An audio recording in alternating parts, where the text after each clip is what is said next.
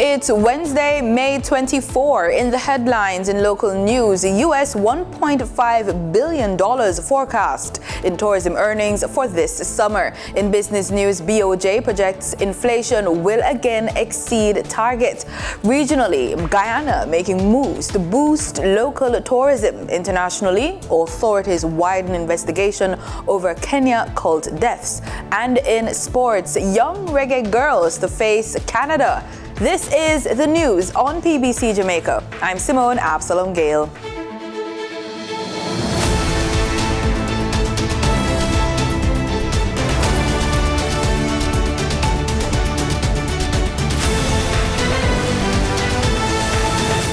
Jamaica is forecast to welcome approximately 1.2 million visitors and earn some US $1.5 billion during the summer. That's the word from Minister of Tourism Edmund Bartlett. He says the projected arrivals represent an 87.5% load factor of the 1.5 million airlift seats already secured, noting that the latter is a 16 percentage point increase over 2019. Mr. Bartlett says it is imperative that Jamaica remains proactive and doesn't allow the industry's current upward trajectory to taper off. The tourism minister was speaking at the recent opening of the new Sandals Duns River Hotel in Miami Bay, St. Anne. There are 9 Sandals property now operating in Jamaica. The salary increase for parliamentarians was a hot topic at Wednesday's post-cabinet press brief. Minister of Finance and the Public Service, Dr. Nigel Clark, was on hand to address the matter. The framework that has been applied for the compensation of parliamentarians and of ministers is the identical framework that has been in place for the better part of 37 years. And that framework, as written in an independent report by Douglas Fletcher back in 1989, which endorsed and which recommended what came out of the Ron Sasser report, originally done in 1980 and adopted in 1986 by the Standing House of Representatives, was that the minister's pay was to be determined by an amount of $52 above the highest level permanent secretary pay. And that has been the framework in place. And the principle behind that framework has been to ensure that to keep the principle of having persons who are supervised by other persons, have that pay relationship is such that the supervisor is paid more than the supervisee. Jamaica has recorded more than 100 road fatalities since the beginning of 2023, an increase from the 73 fatalities that were recorded during the same period last year. Vice Chairman of the National Road Safety Council, Dr. Lucian Jones, shared the numbers while addressing those gathered at the Heartland area of Old Harbour Road for the National Labor Day project on Tuesday. This year's theme was Plant a Tree for Life, promoting climate change mitigation, food security, and road safety. As of today, 161 precious souls have died on our roads. I also bring you the news that for this month, 20 people have died. And the news report from the police this morning indicates that 2 motorcyclists have been reported killed. One not far from here who met in a crash on the 10th of May and died on the 17th and was reported as having died this morning in the police report. Over 40 motorcyclists have died and over 40 pedestrians have also died. Prime Minister Andrew Holness, in his official Labor Day speech, said Jamaica is already being impacted by climate change. As I speak, we are experiencing the driest 6-month period in Jamaica's recorded meteorological history. Portland, which historically had heavy and consistent rainfall, is currently suffering from one of its worst droughts. The government has acted swiftly to provide immediate relief in trucking water and identifying new water sources. In addition, Jamaica is doing its part to mitigate the effects of climate change by planting 3 million trees across the country. Planting trees prevents soil erosion, thereby reducing flooding and landslides, supports biodiversity, reduces temperatures, provides food, and captures carbon dioxide from the atmosphere. He notes that safe road use is not only for Labor Day, but should become a way of life for all Jamaicans. Too many otherwise healthy young Jamaicans are being maimed, disfigured, and sometimes permanently disabled from bike crashes. And this can be easily avoided by simply taking responsibility for your own safety and riding in a way that preserves your life and limb. Roads are vital to our social and economic activity. Improper and reckless use of our roads is having a terrible impact on our economy and society. Meanwhile, opposition leader Mark Golding endorsed the theme selected for Labor Day this year, Plant a Tree for Life, promoting climate change mitigation, food security, and road safety. He says living in a healthy environment is a constitutional right. Jamaica is a country with a rich agricultural heritage, but there's still much work to be done when it comes to food security. In recent years, we've become increasingly reliant on imported foods, draining our country of foreign exchange and leaving us vulnerable to global price fluctuations and supply chain disruptions. As a nation, we must work together to create an economy in which local farmers and producers can thrive, and in which everyone has access to nutritious and affordable food. The 2023 National Labor Day project was a national tree planting exercise along Highway 2000 in the vicinity of Heartlands Road. The target for the national project was 10,000 trees. More than 600 persons registered to participate in the event. Here are some highlights. So I'm here with Miss Evelyn Minot from the Project Management Institute Jamaica chapter, and she is the coordinator of the National Labor Day project. How are you doing, Miss Minot? I am doing very well. The sun is out and we're hot, but of course it's worth it. You know, we're out here to labor. All right. So tell me how the day is organized. Well, we would have partnered with the Forestry Department to, they've designated this area where we had planned to plant. The mission really is to plant 10,000 trees, and so we have assigned 20 blocks, right? And what we've actually done is to actually encourage and engage partners. NHF is here, NWC is here, we had Sagility, we had some groups, you know, PMI Jamaica is here, Rotary, Pathfinders. I mean, there's so many persons. Of course, we know JDF, Jamaica Coast Guard. We had so many support of persons coming in wanting to actually be a part of this project. We have too many communities where we have concrete and not enough nature. I can just imagine 10 years from now, when they are all in full flight and blooming, how beautiful this will be. Time now for the business report with Danita Rodney.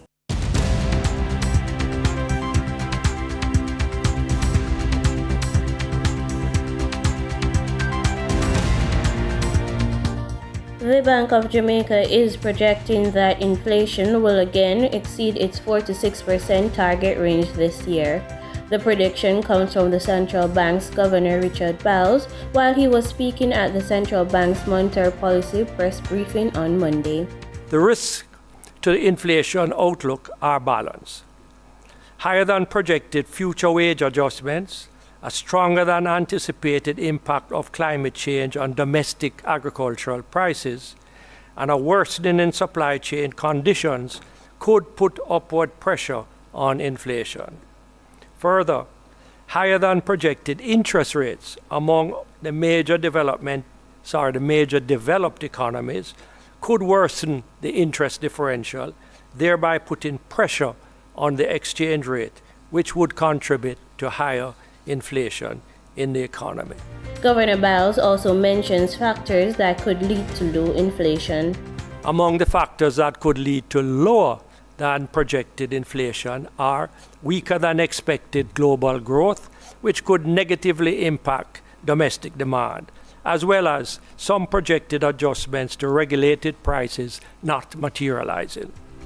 For your market updates, in foreign exchange trading for Monday, May 22, the US dollar sold for an average of $155.02. The Canadian dollar ended trading at $116.07.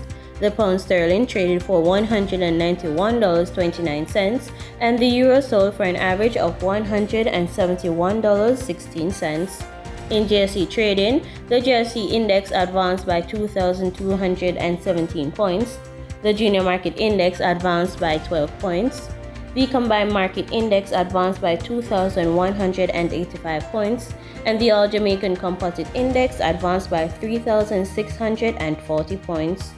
Overall market activity resulted from trading in 120 stocks, of which 49 advanced, 57 declined, and 14 traded firm.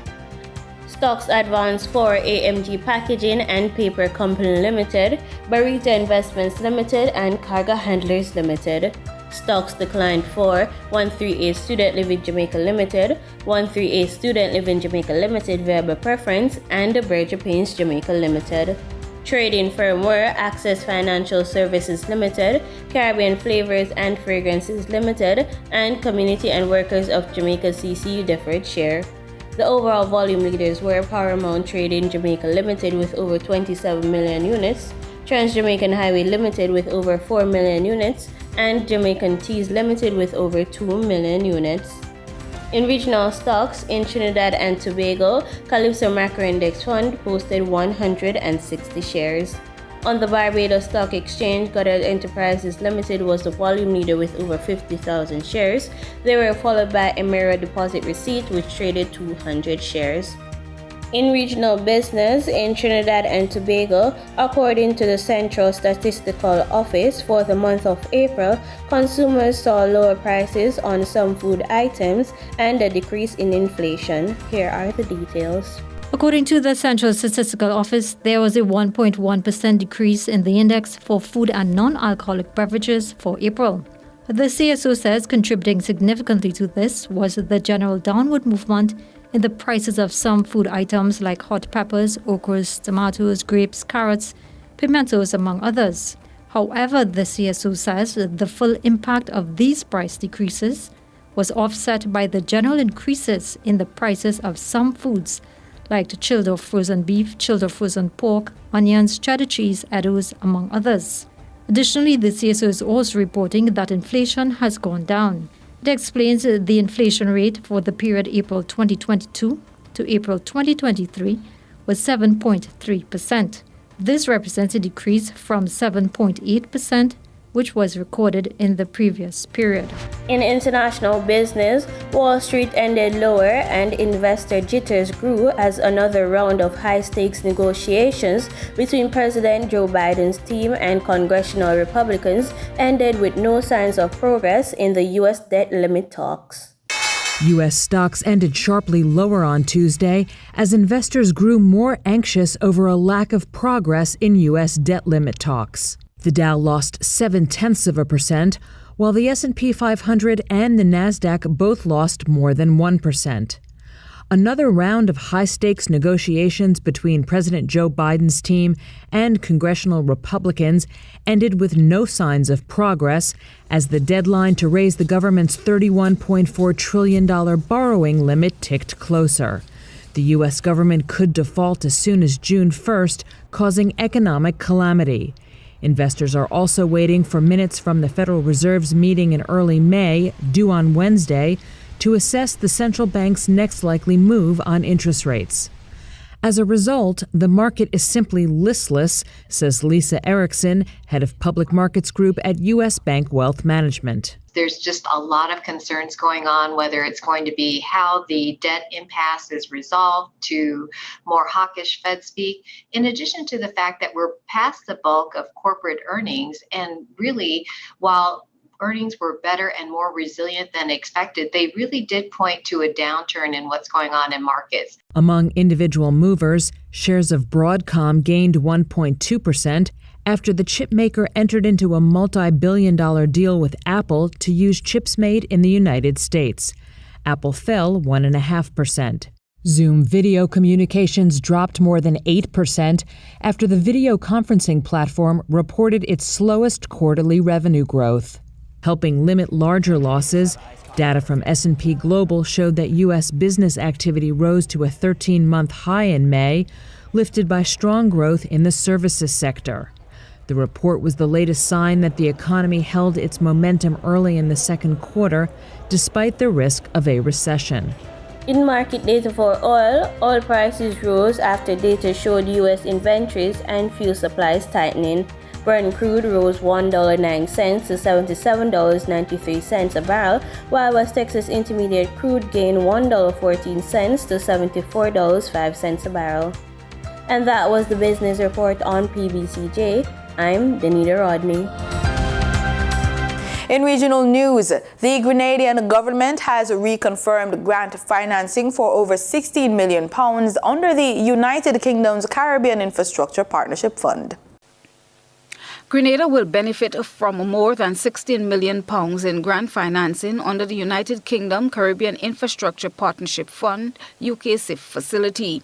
According to the Grenada government, the United Kingdom, through its Foreign, Commonwealth and Development Office (FCDO) and the Caribbean Development Bank (the CDB), by letter dated May 16, 2023, has reconfirmed grant financing of £16,356,501 under the United Kingdom Caribbean Infrastructure Partnership Fund (UKCIF) facility for the implementation of the capital phase of the certain St. George's Water Supply Expansion Project. MIT Minister Andy Williams addressed this development during this morning's sitting of the lower house. I'm happy to report that our Prime Minister, leading the way, were able to get what we gain financing for one component of the project, which approximates approximately $70 million. And Mr. Speaker, let me just say this. That is not a loan we are talking about. We are talking about a grant. In February 2016, the Caribbean Development Bank signed a Memorandum of Understanding with the Government of the United Kingdom, acting through the then Department of International Development, the DFID, now FCDO, for the provision of up to £300 million by way of grant funding, UKCIF resources, to finance economic infrastructure in FCDO's official development assistance eligible countries in the Caribbean. Grenada received a total allocation of £22.99 million to be utilized for two initiatives, namely the Southern St. George's Water Supply and Sewage Expansion Project and the Western Main Road Corridor Upgrade Project, with current allocations of £16.79 million and £6.2 million respectively. Both projects were to be conducted in two phases, a technical assistance phase to inform the feasibility and designs, followed by a capital phase where the works will be undertaken. The Tourism and Hospitality Association of Guyana is partnering with several agencies to boost local tourism. Here are the details. President of the Tourism and Hospitality Association of Guyana, Harinand Prasad, said there is great potential for the development of tourism locally, and the association will make the necessary changes to take advantage of the opportunities being presented. While speaking at the association's recent gala and award ceremony, Prasad noted interest in domestic travel, the establishment of several branded hotels, and the development of several new tourism products. There are so many opportunities available as we now have many foreigners working here who need something to do on the weekend and in their time off. I think tourism is about to explode in Guyana, and we've all been hearing about it, and it's going to happen very soon. However, he noted that there is the challenge of losing skilled staff to the oil and gas sector. Prasad said it is foreseeable that there will be a shortage of human resources to staff the new facilities being built. However, steps are being taken to address that. TAG is partnering with the GTA, the government of Guyana, and BCSI of Barbados towards providing intense skills training with a focus on food and beverage, wait staff, and housekeeping initially, but expanding into other areas as revenue management. TAG also intends to partner with Action Invest to offer diplomas in tourism management and other programs. It will also partner with BCSI to offer a higher level of training at the Carnegie School of Home Economics. The above collaborations are very important and necessary if we are to be ready for the rapid growth being experienced in the industry. I think every business has to be prepared and willing to train more staff with advanced skills who can then pass on the knowledge. We have to up our service level as we strive to compete in a competitive tourist market. The association is working with the GTA and Compete Caribbean to create the Essequibo Circuit cluster from the Essequibo coast and along the Essequibo River. The association is also working to grow its membership. Antigua and Barbuda will soon step away from the imperial measurement system to the metric system, which is the standard in most areas of the globe. Looking ahead is Helisha Humphreys with comments from the Antigua and Barbuda Bureau of Standards. Manager for Information Services at the Antigua and Barbuda Bureau of Standards, Solange Baptiste, tells ABS about the latest thrust to make the switch to the metric system. We are currently in the process of amending our Metrology Act, which is the legislation that governs our legal metrology activities for Antigua and Barbuda. Now, this is where our public, will come in terms of us needing to collaborate and consult, collaborate, and educate. She says the amendments aim to modernize laws which exist and ensure they remain applicable to the dynamics in the country. Senior Standardization Officer for Metrology at the Bureau, Alan Michael, explains how this will affect the day-to-day activities. Especially from the area Mrs. Baptiste spoke about, the transition to the SI, the International System of Units. That involves us moving from the imperial system that we have been using for years, the pounds, the ounces, the gallons, to using kilograms, meters. Michael expounded on the importance of the period of the transition. We are now using pipes and conduit in houses using imperial measurements. If we were to change tomorrow and say that you can't use anything with imperial measurements, if the pipe in your house bursts, you're not going to be able because there is no adapter. So if the pipe in your house bursts and you can't get any pipe to fix it, things like that have to be carefully considered and phased out in a general. In international news, Kenyan police say they have now recovered the bodies of 240 people who were members of a cult in a remote forest.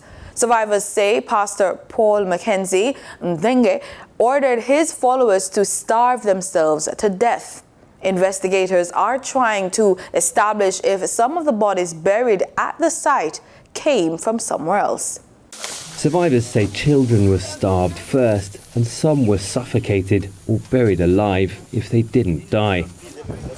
Women and men were to follow to try to reach heaven before the end of the world. Evangelical pastor Paul Mackenzie Nthenge and his followers moved here to the Shakahola forest 4 years ago.